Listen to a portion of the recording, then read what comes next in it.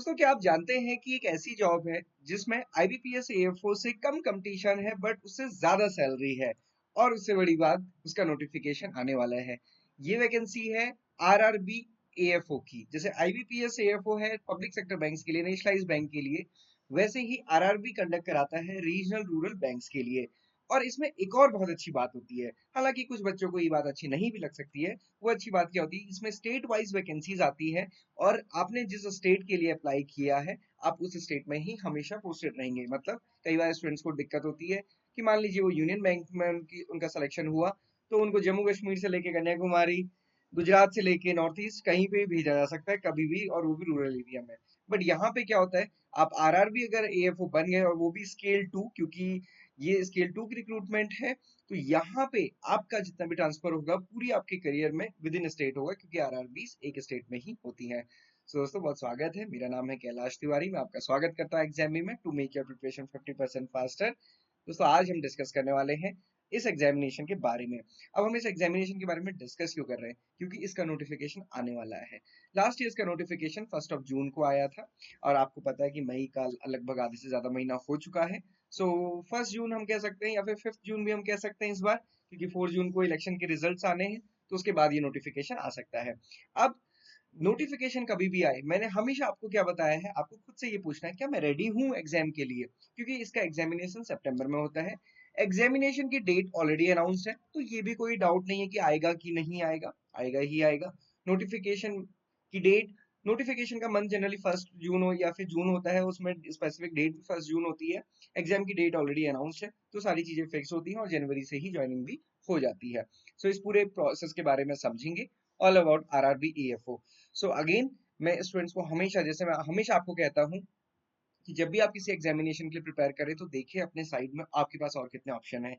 ये ऑप्शन हमेशा उन स्टूडेंट के लिए है जो थोड़े से डायनेमिक होते हैं। डायनेमिक मतलब अगर आपने बीएससी एजी किया और उसके बाद आपने कहीं पे भी जॉब की या फिर किसी भी टाइप का आपका एक्सपोजर एक्सपीरियंस है एग्रीकल्चर से, और वो जॉब से रिलेटेड या फिर हम कह सकते हैं एक्सपीरियंस से रिलेटेड, इसमें पोस्ट ग्रेजुएशन एक्सपीरियंस नहीं काउंट होती है, वर्किंग एक्सपीरियंस होना चाहिए।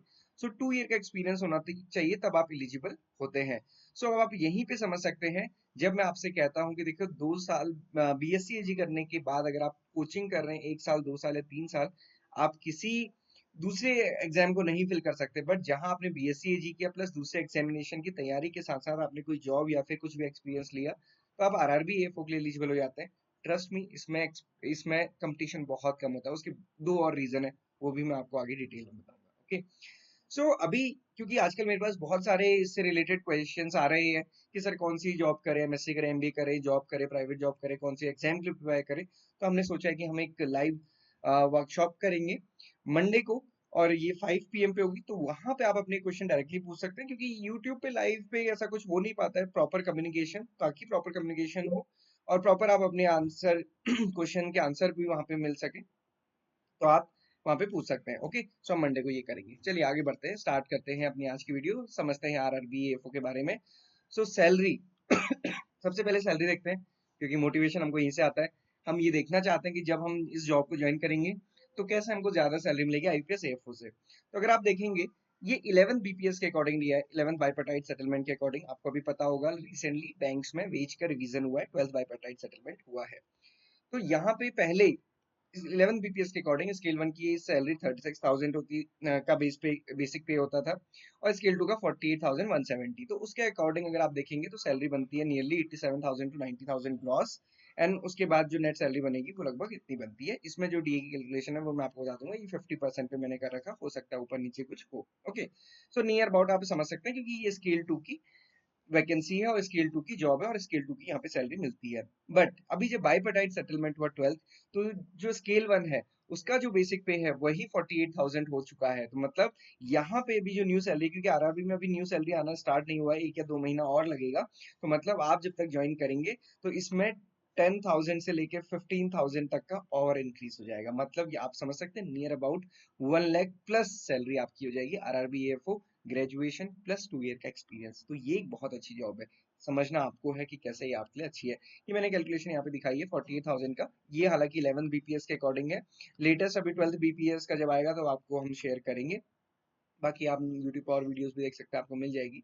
ये जनरली डिडक्शंस है एनपीएस का, इनकम टैक्स का, और ये बाकी बेसिक पे इसमें डीएचआरए और ये सारी चीजें इसमें ऐड की हैं, तो ये ग्रॉस सैलरी है। हो सकता है यहाँ पे ये 4117 है, नॉट 48,170, और ये हो सकता है कि किसी में ये कंपोनेंट ना हो, और ये कंपोनेंट नहीं होगा तो वहाँ पे लीज रेंट मिलेगी, तो ये भी चीज है, बट चार ही मैक्सिमम जगह देखा जाता है। ओके, उसके अलावा ये अलाउंसेस हैं, conveyance allowances, news paper allowance, medical allowance और एंटरटेनमेंट अलाउंस। पीएसबी से के कंपैरिजन में यहाँ पे थोड़े से कम अलाउंसेस होते हैं। पब्लिक सेक्टर बैंक जो होते हैं, जो आईपीएस के थ्रू होते हैं, उसमें अलाउंसेस थोड़े ज्यादा होते हैं, बट यहाँ पे अलाउंसेस थोड़े कम होते हैं। सैलरी में कोई भी डिफरेंस नहीं होता है। ओके, काम में भी कोई डिफरेंस नहीं होता है। ज्वाइनिंग स्टेट के अंदर ही आपको मिलनी है, और स्टेट की ही कहीं भी मिलेगी, रूरल एरिया में मिलेगी क्योंकि एग्रीकल्चर ऑफिसर है। और भी एक चीज मैं आपको आगे बताऊंगा।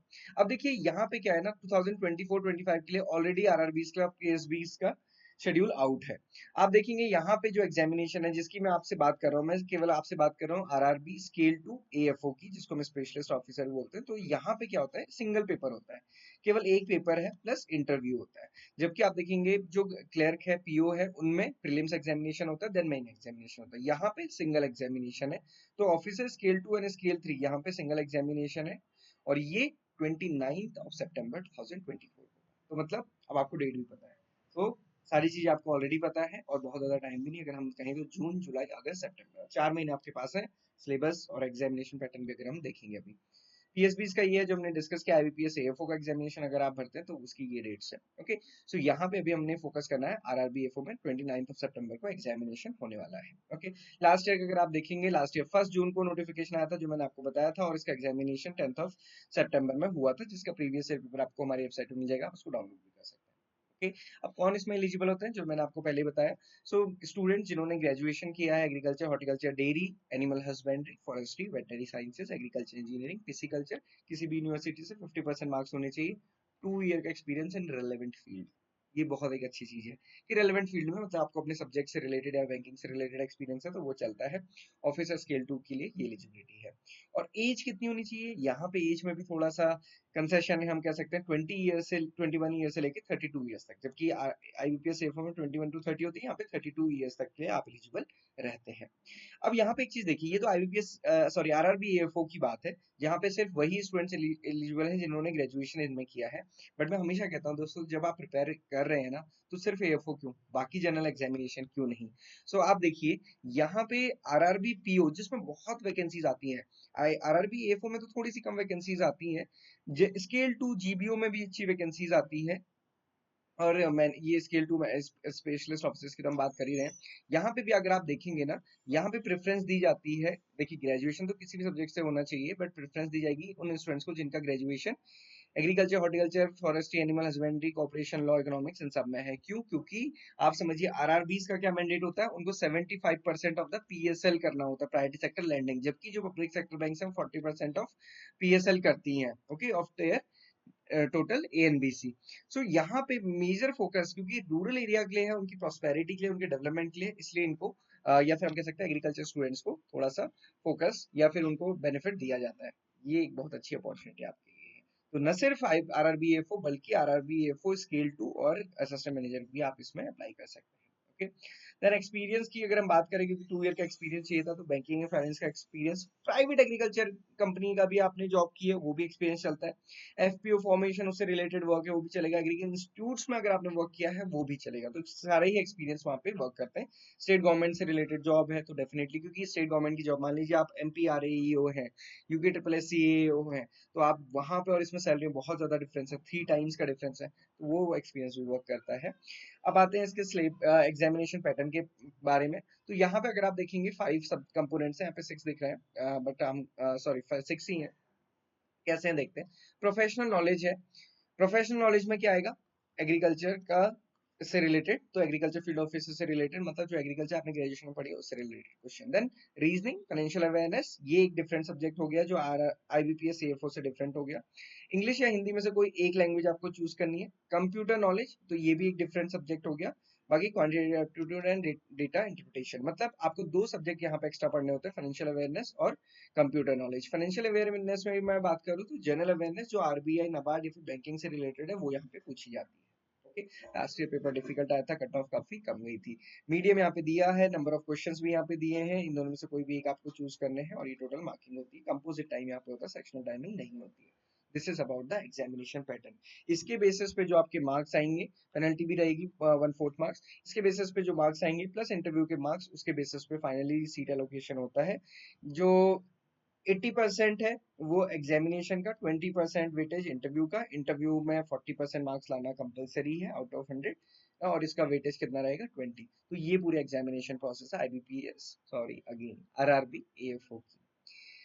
कट ऑफ की बात करते हैं, क्योंकि हम कई बार ये भी समझते हैं, जैसे मैंने आपसे कहा कि उससे इजी है, तो हम इजी कैसे समझते हैं, हम ये देखते हैं कि यार कट ऑफ कैसे कम जाती है। हालांकि मैं कई बार बता चुका हूँ, कट ऑफ इज द क्या है बेसिकली। कट ऑफ क्या बताता है कि लास्ट ईयर पेपर डिफिकल्ट आया था। जिस भी स्टूडेंट का सिलेक्शन लास्ट ईयर हुआ या जिस स्टूडेंट का सिलेक्शन लास्ट ईयर नहीं हुआ, वो एक बार उनसे पूछेगा कि जिन्होंने भी आरआरबी का पेपर दिया था कैसा था, बताएंगे बहुत डिफिकल्ट था।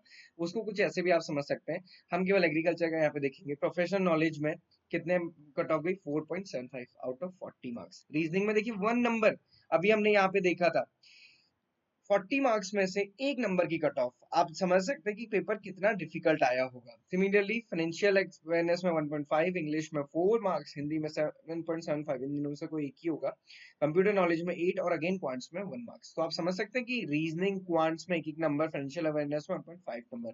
तो हमेशा ना क्या होता है, मैं मंत्र भी बताता हूँ कि जब भी आप एग्जाम देने जाए वहां पे ये समझिए कि मैं सबसे होशियार बच्चा हूँ और जो मुझे आता है बिल्कुल सही आता है, और जो आपको आता है ना बस आपको उसी को आप करना है, बिल्कुल इधर उधर नहीं देखना है। कई बार क्या होता है, हम देखते हैं बगल में, यार वो ऐसा लिख क्या रहा है अपनी रफ शीट में, मेरे को तो कुछ आ ही नहीं रहा, इसमें है क्या जो रफ शीट में कैलकुलेट करना पड़ रहा है, या मुझे तो आता ही नहीं है ना। तो उससे हम घबरा जाते हैं। घबराना नहीं, आपको जो आ रहा है, चाहे आपको एक क्वेश्चन आ रहा है, आप एक ही करके आइए। क्योंकि आप देखिए लास्ट ईयर अगर किसी बच्चे ने एक क्वेश्चन किया, सही किया, तो उसका सिलेक्शन। अगर उसने 2-3 किए और 4-5 गलत कर दिए तो फिर सिलेक्शन नहीं। तो आप ये समझिए ये होता है। फिर जो टोटल वेटेड एवरेज निकाला जाता है उसके बेसिस पे जो कट ऑफ रही वो 26.88 रही। तो आप समझ सकते हैं 200 में से कितनी कट ऑफ हुई, 26.88। ओके, सो ये चीज समझिए, एग्जामिनेशन के पैटर्न को समझिए, अपनी वर्थ को समझिए। ओके, वैकेंसीज की बात करेंगे तो रिलेटिवली कम रहती है, आईपीएस एएफओ से कंपेयर नहीं कर सकते हम। यहाँ पे last year vacancies around 136 vacancies थी, उससे पहले 36 वैकेंसीज थी। लास्ट ईयर तो बहुत अच्छी वैकेंसीज यहाँ पे आई थी और बहुत सारे स्टूडेंट्स का सिलेक्शन भी हुआ था। हमने सक्सेस स्टोरी भी की थी, आप देख सकते हैं। सुदीप की सक्सेस स्टोरी हमने की है, सुदीप ने कैसे प्रिपेयर किया, अपनी पढ़ाई के साथ कैसे मैनेज किया, वो आप जरूर देखिएगा। उन्होंने और एग्जामिनेशन भी क्रैक किए थे, तो वो भी देखिएगा। और साथ ही साथ प्रीवियस ईयर पेपर से शुरुआत कीजिए। सबसे पहले देखिए कि 2022 का पेपर कैसा था। आप यहाँ पे डाउनलोड कर सकते हैं और यहाँ पे डाउनलोड कीजिए। अभी पहले एक बार पेपर देख लीजिए, सारे सेक्शन देख लीजिए और उसके बाद देखिए कि क्या करना है। और क्योंकि मैं आपको बता रहा हूँ, आप आईबीपीएस एएफओ की अगर आप प्रिपरेशन कर भी रहे हैं, हो सकता है आप आज एलिजिबल ना हो, बट माइंड में रखिए कल के दिन आप इसके लिए एलिजिबल हो जाएंगे अगर एग्जाम नहीं हुआ तो। और मैं एक चीज बताऊं, बहुत घबराने की जरूरत नहीं है। अगर आप देखिए, मैं कहीं हमेशा कहता था कि हमको पॉजिटिव तो रहना ही होता है। अगर आप किसी के स्टूडेंट का आईपीएस में सिलेक्शन नहीं हुआ, और ऐसे बहुत सारे स्टूडेंट्स जिनका आईपीएस में सिलेक्शन नहीं हुआ, आईपीएस एएफओ में, उन्होंने 1 साल प्रिपरेशन की, 2 साल प्रिपरेशन की, 3 साल की, और साथ में जॉब की और सीधे आरआरबी एएफओ क्रैक किया। और आप देखिए कि आईपीएस एएफओ आप ज्वाइन करते तो आप 4 साल के बाद स्केल 2 होते, तो यहाँ पे आप सीधे स्केल 2 हो सकते। करना क्या है, सिर्फ इतना सा। Okay, so this is about IBPS RRB AFO examination. जैसे ही नोटिफिकेशन आएगा हम आपके साथ शेयर करेंगे। तब तक आप प्रीवियस ईयर क्वेश्चन पेपर देखिए, मॉक टेस्ट दीजिए। इसका कोर्स हमारी वेबसाइट पे अवेलेबल है, आप चाहे तो उसको परचेज कर सकते हैं, आप डेमोस का देख सकते हैं। So this is all for today. Thank you for watching this video and prepare with iExamBiz to make your preparation 50% faster. And मैं गर्व से कह सकता हूँ कि iExamBiz जैसा कोर्स आपको कहीं और नहीं मिलेगा। Thank you everyone.